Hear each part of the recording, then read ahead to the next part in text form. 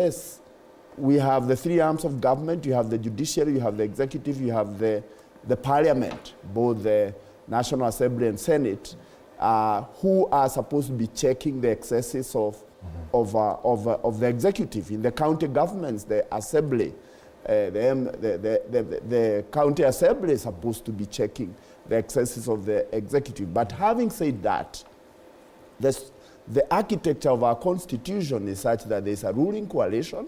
Yes. That forms, in a good situation, like we have in Kenya today, whichever way it happened, you have the executive that also has the majority in the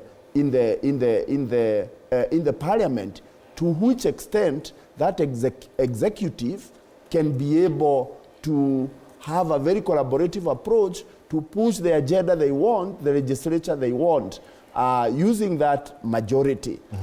So to that extent, then, the parliament is not only checking the excesses of executive, but it is also helping the executive to achieve its goals. And what has happened is that not only does the majority in parliament found themselves in a situation where, and that is why the people are very upset with them, that they would send them home, because they ended up being a choir where the song is, the soloist is the executive, and they just repeat without really scrutinizing.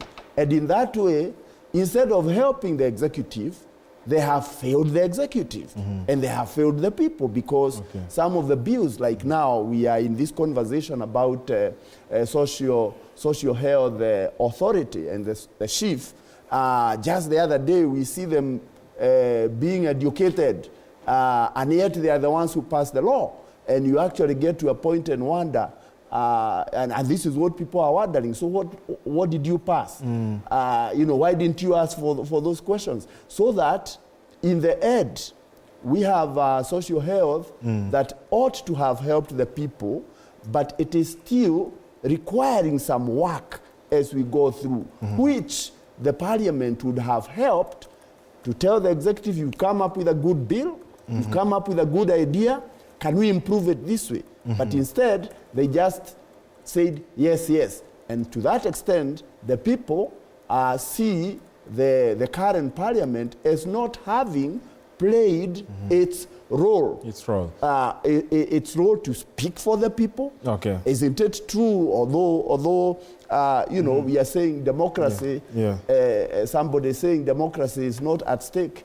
It is at stake to the extent that right now, the real check is not in the parliament. The real check now, we saw the other day the religious leaders coming out strongly.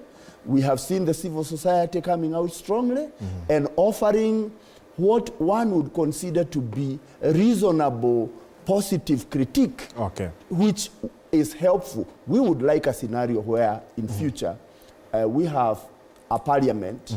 Yes, a parliament that supports the executive, but the member of parliament is free to make independent decision, to positively critique, read the bill, instead of coming to say just yes.